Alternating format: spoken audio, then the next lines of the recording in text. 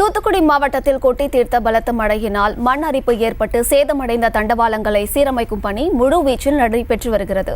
இதுகுறித்தான மேலும் விவரங்களை கொடுப்பதற்காக செய்தியாளர் சுடலைமணி இணைப்பில் இருக்கிறார். பேசலாம். சுடலைமணி, தற்பொழுது முழுவீச்சில் பணிகள் நடைபெற்று வருகிறது, விவரங்கள்.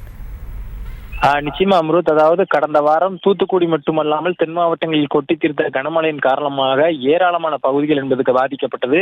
குறிப்பாக திருநெல்வேலியிலிருந்து திருச்செந்தூர் செல்லும் ரயில்வே தண்டவாளத்தில் பல்வேறு இடங்களில் அதிக அளவில் மண்ணரிப்பு ஏற்பட்டு தண்டவாளங்கள் அந்தரத்தில் தொங்கும் காட்சிகளை பார்க்க முடிந்தது. இந்த நிலையில்தான் குறிப்பாக தற்போது திருநெல்வேலியிலிருந்து திருச்செந்தூர் செல்லும் ரயில்வே தண்டவாளத்தில் அதிக அளவில் ஆழ்வார் திருநகரியிலிருந்து நாசரேத் வரையிலான சாலை என்பது அதிக அளவில் ரயில் பாதை என்பது பாதிக்கப்பட்டது. சுமார் 1.5 கிலோமீட்டர் தூரத்திற்கு முற்றிலுமாக அந்த ரயில்வே தண்டவாளம் என்பது அந்தரத்தில் தொங்கிய காட்சிகளை பார்க்க முடிந்தது. மேலும் அதில் இருந்த மின் கம்பங்கள் மற்றும் சிக்னல்களும் சேதமடைந்து காணப்பட்டது. இந்த நிலையில் இது குறித்து இந்த ரயில்வே துறை அதிகாரிகள் இதனை சீரமைக்கும் பணியில் தொடர்ந்து ஈடுபட்டு வருகின்றனர்.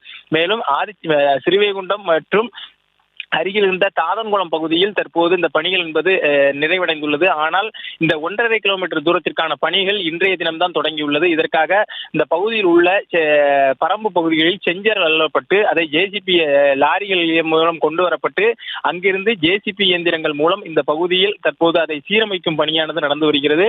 தொடர்ந்து ஓரிரு தினங்களில் நடைபெறும் இந்த பணிகளை தொடர்ந்து அதன் பின்னர் இந்த மின்கம்பங்கள் சீரமைக்கப்படும். அதே போல் இந்த சிக்னல்களும் சீரமைப்பதற்கான நடவடிக்கைகளை ரயில்வே ஊழியர்கள் மிகுந்த ஈடுபாடோடு தற்போது இந்த பணிகளை செய்து வருகின்றனர்.